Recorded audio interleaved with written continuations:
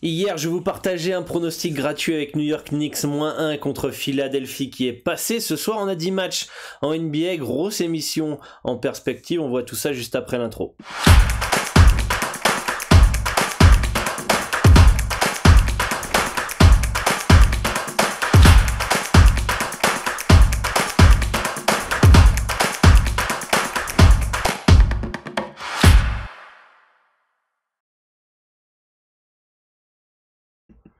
Salut à tous, ici Dora de votre expert en paris sportif, spécialiste basket pour une nouvelle émission. On va décortiquer ensemble les 10 matchs du jour en NBA. Je vais vous partager mes avis, mes analyses, mes informations. Je vais vous partager mon expérience pour vous aider à faire vos pronostics ou vous permettre de confronter vos analyses aux miennes. Si vous êtes nouveau sur la chaîne, tout d'abord, bienvenue à vous. N'hésitez pas à vous abonner, d'activer la cloche des notifications pour ne louper aucune des prochaines émissions d'analyse. N'oubliez pas que vous pouvez télécharger le guide PDF que j'ai fait gratuitement avec les transferts majeurs en NBA, mon avis sur chaque équipe. Le lien est dans la description, vous avez juste à laisser votre email, vérifiez bien vos spams et en plus de l'inscription pour télécharger ce guide, vous pourrez participer automatiquement à la formation NBA gratuite où je vous partage mes outils, comment j'analyse, les sites que j'utilise, les pièges à éviter, mes erreurs, etc., etc. Ça va vous permettre de voir comment je travaille, ça va vous permettre de progresser aussi dans les paris sportifs, donc n'hésitez pas à aller dans la description pour télécharger le guide et participer à cette formation NBA. Si vous voulez échanger avec l'ensemble de la communauté et moi-même sur la NBA mais aussi sur tous les autres sports, n'hésitez pas à rejoindre le Discord, il y a plus de 3000 parieurs et le lien est aussi dans la description. Partons sur le récapitulatif de la veille les amis, avec une belle soirée hier sur le club privé. Vous pouvez suivre mes pronostics sur l'ensemble des championnats. On fait plus de 15 championnats sur basket-pronostic.com, donc si vous voulez suivre mes pronostics, n'hésitez pas, le lien est aussi dans la description. Je vous avais partagé hier dans l'émission New York -1 qui pour moi était value, difficile de mettre quasiment outsider New York chez eux. Eh bien ça s'impose facilement, 112,99. Donc j'espère que vous avez suivi, likez si c'est le cas, laissez un commentaire, n'hésitez pas à m'envoyer vos tickets sur Instagram, etc. Moi j'essaierai de partager tout ça derrière ou sur Twitter, sur le réseau social que vous préférez. Mais en tout cas ça fait plaisir de passer ce petit bet. On a Golden State qui s'impose un peu dans la difficulté face à OKC, ils sont bien menés à la mi-temps, gros troisième carton qui les permet de renverser le match, mais bon, on avait dit que ça pouvait être un match un peu piège pour les Warriors, qui en tout cas passer l'handicap me semblait un poil haut. Ça a été le cas, les Rockets qui s'inclinent à Dallas, pas de surprise, les Lakers qui font un énorme quatrième carton pour s'imposer face aux Spurs. LeBron James était comment ça s'appelle, forfait. Évidemment ça a laissé des espaces à Russell Westbrook qui fait son meilleur match avec les Lakers, donc pas plus étonné que ça de voir le marsupilami faire un gros match sans LeBron James. On a dit que ça va prendre un peu de temps à s'intégrer les Lakers. On avait les Lakers -3,5 sur le club privé, donc on a un peu chaté, ça fait plaisir, des fois on a les bêtes contre nous, par exemple en Euroleague on avait Cervena Zvezda +6,5 et Mike James met un panier hyper dur à la dernière seconde qui sert absolument à rien et qui nous empêche de passer le bet. Donc des fois on a des quatrièmes cartons qui sont contre nous, donc là ça fait plaisir d'avoir un scénario en notre faveur. Et enfin le Jazz qui s'impose.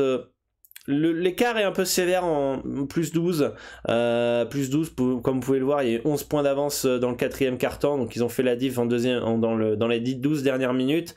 Et c'est surtout la tuile pour Denver avec Nikola Jokic qui est sorti sur blessure, donc sans Jokic, sans Murray, quasiment impossible pour les Nuggets de résister face au Jazz. Donc voilà un petit peu pour la soirée d'hier. Dites-moi en commentaire ce que vous aviez joué, et si vous aviez joué évidemment suivi le pronostic que je vous avais partagé gratuitement avec New York -1, dites-moi en commentaire. Donc ce soir on a une énorme carte 10 matchs, beaucoup de choses à dire. Beaucoup de choses à dire. On va commencer, on va essayer dans l'ordre, on va aller dans l'ordre de flash résultats, puisque comme vous le savez, des fois il y a des mouvements de code, donc du coup il y a des matchs qui se retirent pour se réajuster. On a Orlando qui reçoit les Hornets de Charlotte. Alors Charlotte qui jouera sans Terry Rozier. Est-ce que c'est un si gros problème que ça pour les Hornets, sachant qu'il y a du Gordon Hayward, sachant qu'il y a du Oubre, Plumlee qui pour moi est un joueur assez important notamment au rebond et dans le combat, on a LaMelo Ball évidemment. Moi je pense que les Hornets ont clairement, malgré l'absence de Terry Rozier, les armes pour aller gagner face à cette équipe d'Orlando qui est une des plus faibles de NBA, même s'ils ont gagné à New York.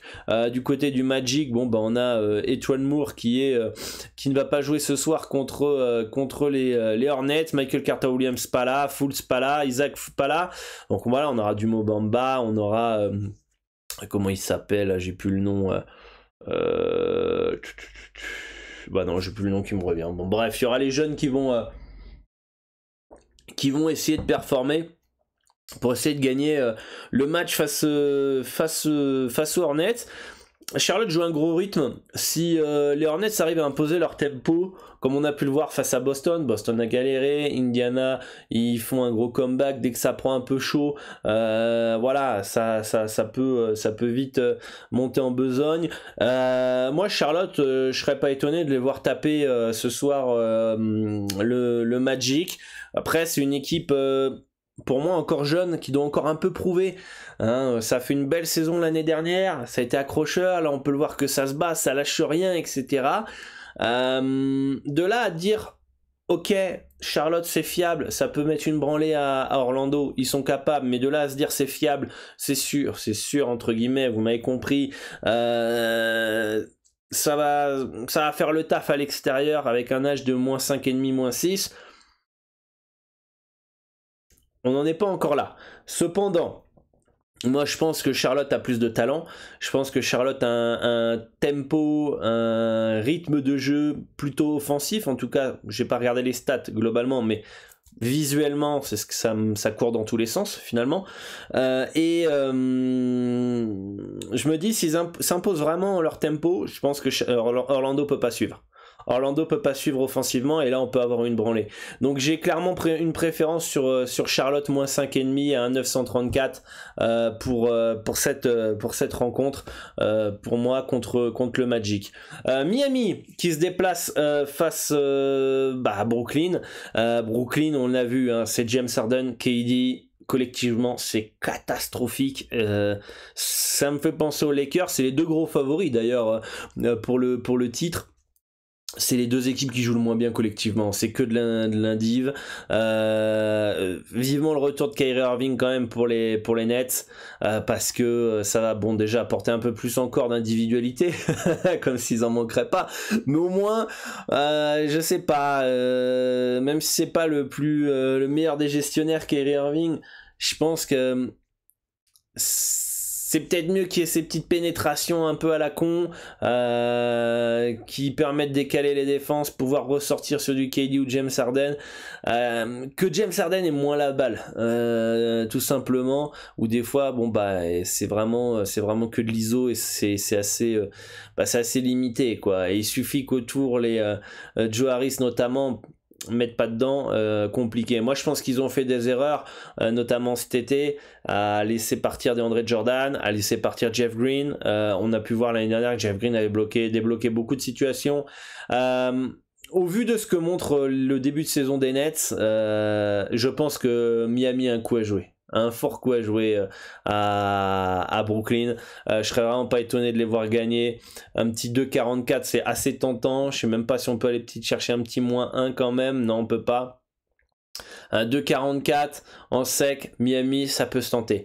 Bam Adebayo, Hero, Duncan Robinson, Jimmy Butler, Kyle Lowry. Il y a beaucoup plus d'options potentielles du côté de Miami. C'est très bien coaché. Ça peut être solide défensivement. Pour moi, Miami a un coup à jouer. À 2,44, vaut mieux aller chercher le sec. Je pense pas que le H+ soit valu. S'il y a valu, ce serait plus sur le sec. Si on regarde un petit peu en termes de probabilité, Ça fait du 40 en sec, ça fait du 40% de probabilité, 41 si j'arrondis, 41% de probabilité que Miami gagne là-bas. Si vous estimez que c'est du 45% de probabilité, il y a value. Si vous estimez qu'il y a 43% de probabilité, il y a value. Si vous estimez qu'il y a 50% de probabilité, il y a value. Si vous estimez qu'il y a 30% de probabilité, eh bien, il n'y en a pas value. Et je pense que si vous estimez qu'il y a 30% de probabilité, on va voir. Mais normalement, eh bien, il y a value potentiellement sur... ouais, il y a value sur Brooklyn. Si vous pensez qu'il y a 30% de probabilité de gagner pour Miami. Moi, je pense que c'est peut-être... Allez, du 57-43, donc il y aura une légère value sur le Miami sec pour moi sur cette rencontre. Miami a un coup à jouer. Miami a un coup à jouer. C'est pas dans ma stratégie de jouer des grosses cotes. Moi, je me base principalement uniquement sur les handicaps. Mais ouais, moi, c'est des handicaps autour de 1,95. Voilà, aller chercher en sec comme ça, je peux le faire de temps en temps, mais il faut vraiment que voilà, je trouve que le ratio gain-risque est plus intéressant. Les gens vont sur du Miami pour tout vous dire, puisqu'il a open à plus 5,5 hier. J'ai pas été assez réactif, j'aurais dû valider Miami hier à plus 5,5. Malheureusement, bon bah les gens ont vu la value avant moi, ont chassé avant moi et ça a baissé. Du coup, bah dans ma stratégie, je ne valide plus, mais je pense qu'on est quand même plus proche d'une value Miami que une value Brooklyn dans cette rencontre. Troisième match, c'est les Raptors face aux Pacers d'Indiana, si je me trompe pas, c'est tout à fait ça. On a un match qui est assez... Je suis assez intrigué par cette équipe des Raptors. Il n'y a pas Pascal Siakam, leur meilleur joueur. Il y a des jeunes, ça se bat. C'est très bien coaché par Nick Nurse. Ça se bat sur une très grosse défense. C'est assez intéressant ce que nous proposent les Raptors dans ce début de saison. Après, de là à penser que ça va continuer comme ça tout au long de la saison, les 82 matchs, sans avoir des downs, j'ai un peu de mal. J'ai un peu tendance à estimer que les bookmakers surestiment un peu Toronto. On l'a vu contre Chicago. Chicago était à peine favori à l'extérieur face aux Raptors. Des Bulls qui, pour moi, sont nettement plus forts que Toronto. On a pu voir que les Raptors, tout à leur honneur, n'ont rien lâché et sont remontés dans la rencontre. Et pour s'incliner de très très peu. Mais je trouve que ça dépense beaucoup trop de Van Vliet, de Giannunobi, etc. offensivement. Il suffit que ça explose à un poil défensivement et derrière ça peut pas suivre offensivement. Toronto, j'attends de voir quand même, si c'est sûr, si ça continue comme ça, encore 5 matchs, c'est casse-couilles chez eux, etc. etc. Je me dirais, ok, cette équipe des Raptors, va falloir peut-être les prendre en sérieux, etc. J'ai encore quelques doutes, parce qu'on peut voir que bon bah ils tapent Boston, mais derrière ils se font éclater contre Dallas. Je pense que Boston me semble une équipe plus complète que Dallas. Derrière bon bah ça remonte contre Chicago, mais dans l'ensemble ils sont plus ou moins dominés. Je pense qu'il y a value sur Indiana avec Turner, Sabonis dans la raquette, Malcolm Brogdon, une équipe des Pacers qui, malgré les errances défensives dans ce début de saison, je trouve est assez séduisante offensivement. Ça peut dominer le rebond. Difficile de mettre du Indiana outsider à Toronto quand même. Indiana, c'est une équipe qui est capable d'aller jouer les playoffs, s'il n'y a pas de blessés évidemment. Compliqué quoi, vous alliez mettre Toronto favori chez eux, là c'est du 50-50. Je pense pas que c'est du 50-50 ce match là, je pense que c'est quand même peut-être plus du 55-45 allez pour Indiana. Donc pour moi Indiana -1 à 2,01 me semble assez intéressant dans cette rencontre aussi. Ensuite on va essayer de pas louper le match. Bon, on va aller dans l'ordre de Pinacle de toute façon. Atlanta qui se déplace à New Orleans, un déplacement pas évident pour Atlanta, je pense. Atlanta a plus de talent évidemment, donc logiquement favori. Le début de saison des Pels est pas convaincant. Je pense que quand Zion Williamson sera de retour et sera en forme, là, attention aux Pels. Mais je pense que dans cette rencontre, je vois pas de value. Même si les gens partent sur les Pélicans sur cette rencontre, et je comprends, j'entends, parce que ça peut être un match piège pour Atlanta. Je vous dis ça parce que le marché est parti sur les Pélicans. Hein. Ils sont open à plus 6,5, ils sont à plus 5,5 maintenant.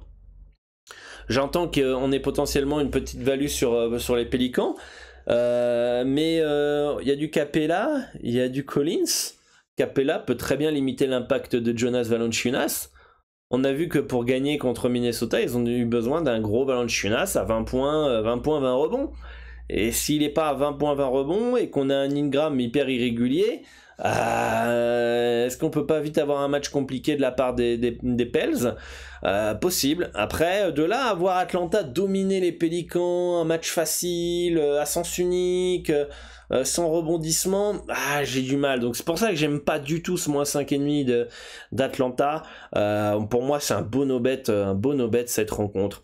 Ensuite, on a Boston qui reçoit Washington de Bradley Beal. Boston assez irrégulier dans ce début de saison, je trouve. Capable contre New York, le premier match, c'est quand même un exploit qu'ils vont en prolongation. Il y a 8 points d'avance à 1 minute de la fin, je crois, pour New York. Je ne sais même pas comment New York fait pour aller en prolongation. Heureusement, les Knicks s'imposent derrière et c'est amplement mérité au vu du match. Mais Boston assez irrégulier. Le deuxième match, ils le perdent contre Toronto, ils se font éclater à la maison. Ensuite, je sais plus où ils vont, je crois. Bon, ils vont où déjà? Ils vont à Charlotte. Je sais pas si c'est ces matchs-là. Après, il y en a peut-être un entre les deux. Voilà, ils vont à Houston. Ils vont à Houston, ils s'imposent, correct, mais il n'y a pas de Jalen Brown. Donc c'est un beau match collectif. Et ensuite, ils gagnent après prolongation face à Charlotte. Où pareil, ils s'en sortent assez bien. Ils perdent le match, c'est pareil pour moi. Donc cette équipe de Boston est assez irrégulière. Face à une équipe de Washington qui... pour moi peut s'en sortir gagnant du trade de Russell Westbrook parce que ils ont un effectif complet. Ils ont du Dinwiddie qui est un fort joueur que j'adorais à Brooklyn, que je trouve qu'ils ont dégagé un peu comme un malpropre. Ils ont du Kuzma, ils ont du KCP, ils ont du Montrezl en attendant le retour de Thomas Bryant qui faisait du bien. C'est pas un match facile pour Boston. Je serais pas étonné de voir les Wizards s'imposer à Boston. Clairement, ce serait pas une surprise. Après, je pense que c'est logique que Boston soit favori chez eux. Mais attention parce que Boston, ça dépend beaucoup de Jalen Brown et de Jason Tatum. Et il faut qu'il y en ait un des deux qui soit exceptionnel si l'autre se craque, ou alors que les deux soient bons. Et même avec les deux bons, c'est pas garanti que Boston gagne cette rencontre sans souci. Je pense que Boston a perdu beaucoup de profondeur ces dernières saisons et aujourd'hui est vraiment dans la dépendance Tatum Brown attention ce soir, déplacement compliqué adversaire compliqué pour Boston.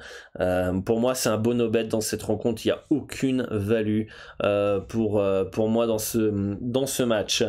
On a fait tout ça, passons à Milwaukee face à Minnesota. Il veut pas m'ouvrir le match. Voilà. Allez, on va aller cliquer là.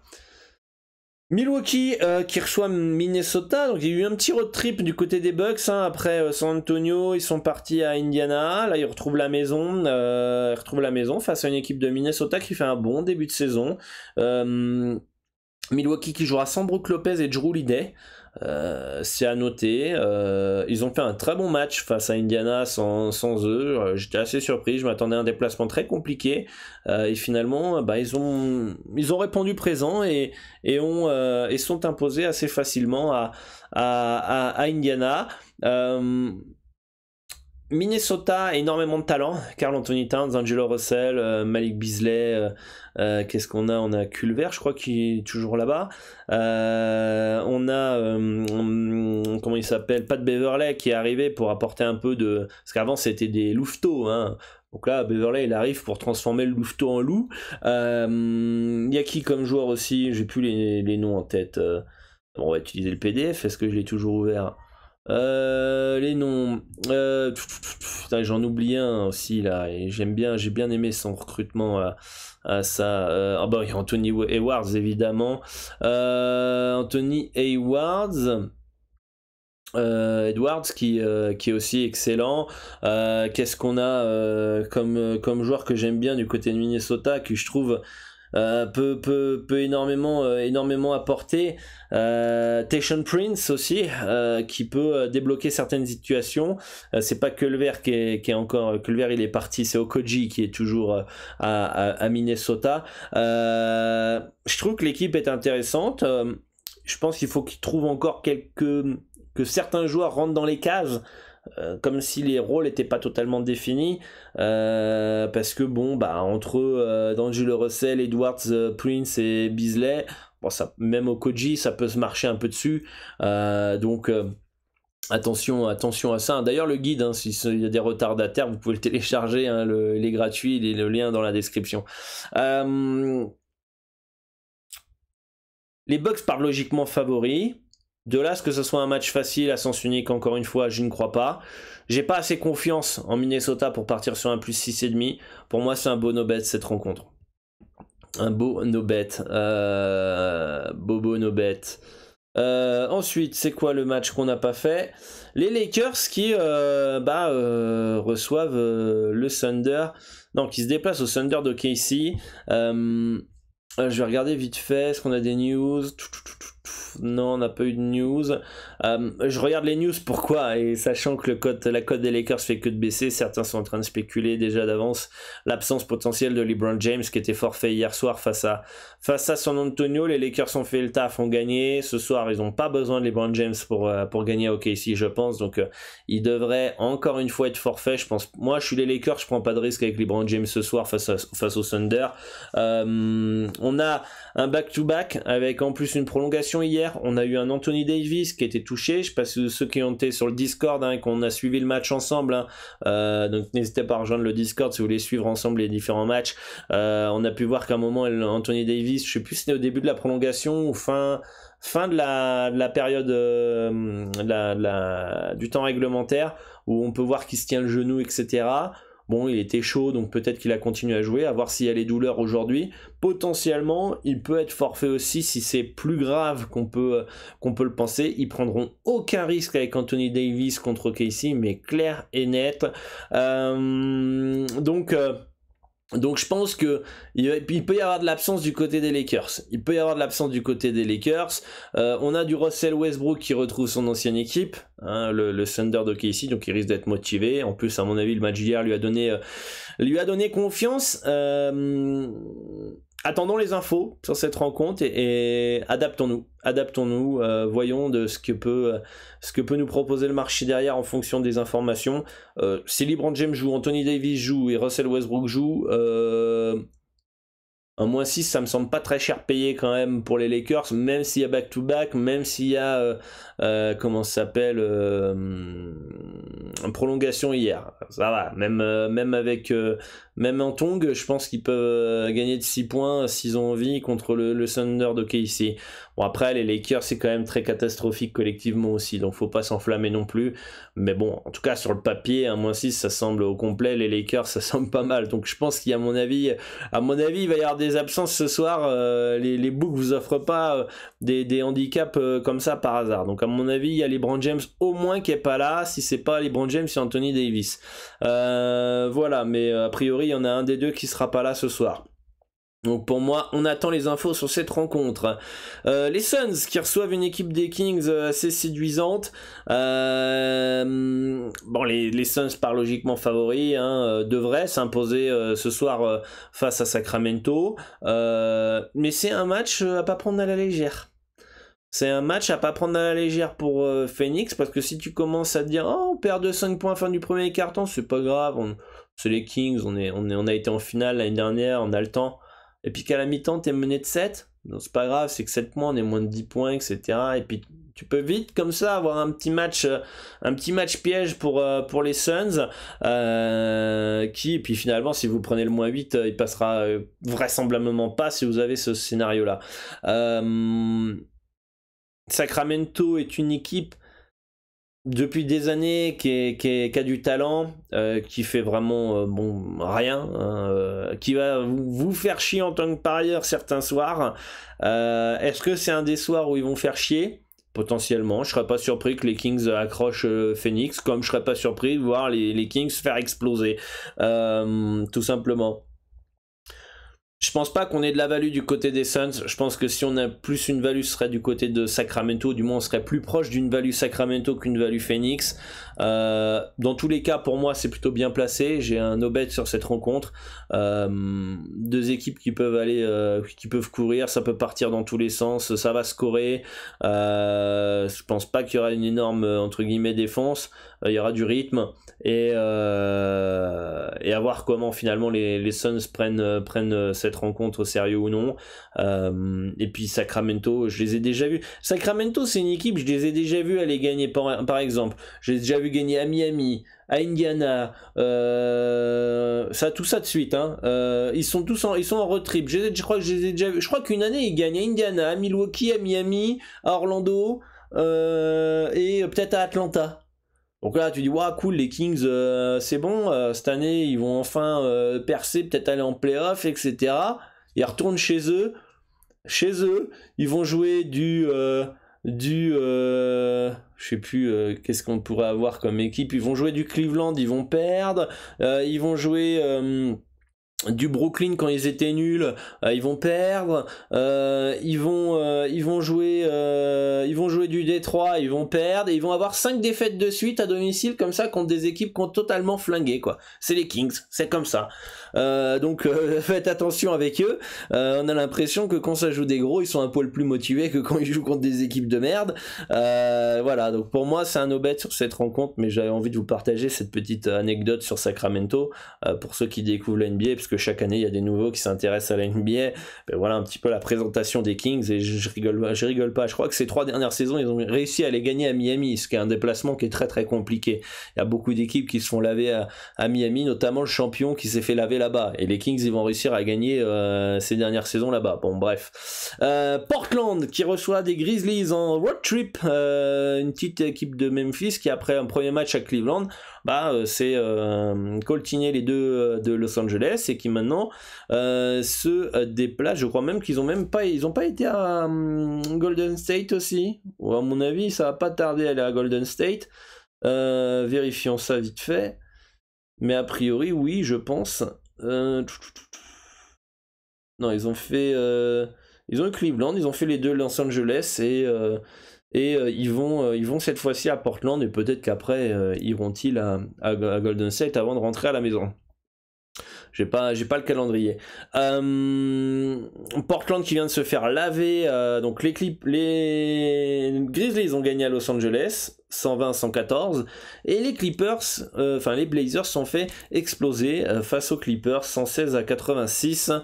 Donc logiquement, si on fait un petit raccourci hyper rapide et hyper dangereux en NBA, c'est se dire comme les Grizzlies ont tapé les Clippers et que les Blazers se sont fait éclater contre les Clippers, la même équipe, ce soir les Grizzlies ils vont gagner.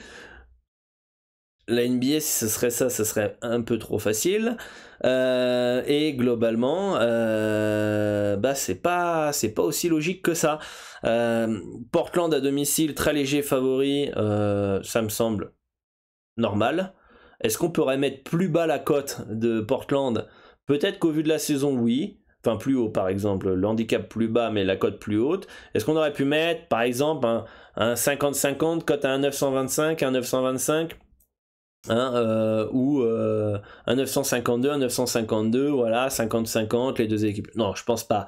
Je pense qu'à domicile, Portland reste léger favori. Donc pour moi, soit c'est un bet F0 ce soir sur Portland, soit c'est value Portland.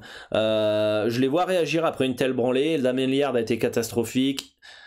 Le problème de Portland depuis quelques matchs, en fait, ils mettent rien. Ils ont des tirs ouverts, ils ont des tirs faciles, ça rate absolument tout. Le seul match où ils étaient chauds, c'est contre Phoenix. Ils les ont lavés. L'effectif sur le papier est très intéressant. J'aime beaucoup la paire Nurkic, Nance. Il y en a qui d'autres dans la raquette aussi, j'aime bien. On a du Covington, du McCollum, on a Powell en plus qui on pensait que la blessure était grave, finalement est incertain ce soir. On a CJ McCollum et Lillard évidemment. On a des joueurs intéressants, je vais essayer de remémorer les noms des joueurs. Voilà, on a Anthony Simmons. Qu'est-ce qu'on a? On a du Cody Zeller, voilà, dans la raquette que je cherchais. Cody Zeller à Charlotte, c'est un joueur très important qui préfère mettre la tête au lieu du pied, hein, clairement. Qu'est-ce qu'on a? On a du Ben McLemore qui peut prendre feu à n'importe quel moment en sortie de banc. On a du Smith Jr. aussi. Je trouve que l'effectif est intéressant, mais faut que je trouve vraiment que l'effectif est intéressant. Il est complet, mais je trouve pour le moment Billups n'a pas trouvé la petite sauce.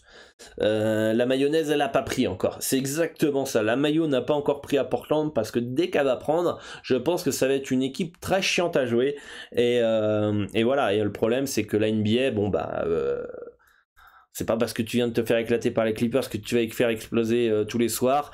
Et moi j'ai une préférence Portland ce soir dans cette rencontre. Je trouve pas que un Memphis à 2-19 à Portland à l'extérieur en road trip soit waouh, c'est super intéressant et ça fait kiffer. Moi ça me fait pas bander du tout un Memphis à 2-19. Donc voilà, préférence Portland sur cette rencontre. Et enfin la dernière rencontre de la soirée, une autre équipe en road trip, c'est Cleveland. Cleveland qui a battu les Nuggets de Denver. On va essayer de reprendre ça, les résultats. Ça a gagné à Atlanta. Ça a gagné contre Atlanta, ça a gagné à Denver, et là ça se déplace aux Clippers. Après, finalement, 2 défaites en début de saison de Cleveland contre Memphis de 11 points et contre Charlotte de 9 points. Contre Memphis, ils étaient dans le match encore dans le 4e quart-temps, et contre Charlotte, ils étaient devant pendant 3 quart-temps avant de se faire remonter dans le 4e. Donc attention à Cleveland. Cleveland est une équipe qui, à mon avis, peut être vraiment casse-couille certains soirs. Qui peut vraiment être casse-couille certains soirs, comme on a pu le voir à Denver et Atlanta. Ça c'est marrant, ils ont gagné. Est-ce qu'ils nous font une Kings? Ils ont gagné contre les 2 équipes les plus. Ils ont 4 matchs. Ils ont perdu contre 2 équipes les moins fortes finalement, et ils ont gagné les 2 meilleures équipes contre qui ils ont joué. Donc c'est assez drôle. Le déplacement à Denver pour ensuite se déplacer à Los Angeles, j'aime pas trop ce spot. Mais en tout cas, un Clippers moins 8,5, ça me fait vraiment chier. Hein. Si on m'obligeait à valider un Clippers moins 8,5, ça me ferait vraiment chier. Je serais vraiment... si on m'oblige à jouer du Cleveland plus 8, je fais bon, ok, why not, ça peut plus se passer. Parce que je pense que la value est plus proche d'un Cleveland plus 8 que un Clippers moins 8,5. Pour ça que ça me ferait moins chier finalement de prendre un plus 8 Cleveland qu'un moins 8,5 Clippers. Donc Ricky Rubio apporte de la stabilité en attaque. Et lui, il est dans son rôle parfait, il gère le tempo, il file les ballons, et finalement, on a plus du Sexton à la main qui était un peu foufou, quoi, un peu à la Westbrook. Non, là, c'est Rubio qui gère la balle. On a du Markkanen qui apporte du QI basket, qui apporte du scoring, du rebond. Moi, je pense que Cleveland, si ça confirme ces résultats-là, et que finalement il y a eu 2 faux départs, mais que finalement l'équipe est cohérente. Je trouve que l'équipe est cohérente, il n'y a pas de profil similaire, chacun peut avoir un rôle différent, et ça peut peut-être, pourquoi pas, aller chercher le play-in, hein. Je serais pas étonné que mes petits Cavs ils aillent chercher un petit play-in cette année, et pourquoi pas se qualifier en play-off. Ça va être compliqué, mais au moins le play-in, le jouer, pourquoi pas. Pour moi, Luke Kennard va pas être en feu à chaque fois, ce salaud quand même, parce que putain, qu'est-ce qu'il est en feu. Il était en feu contre Portland. Je crois qu'il a raté que un tir. Leonard, pas là, donc Paul George principalement, il faut qu'ils soient entourés.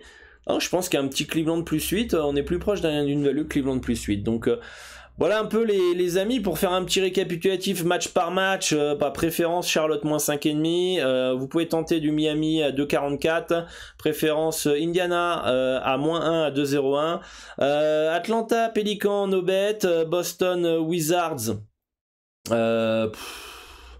un no bet, hein, no bet sur cette rencontre.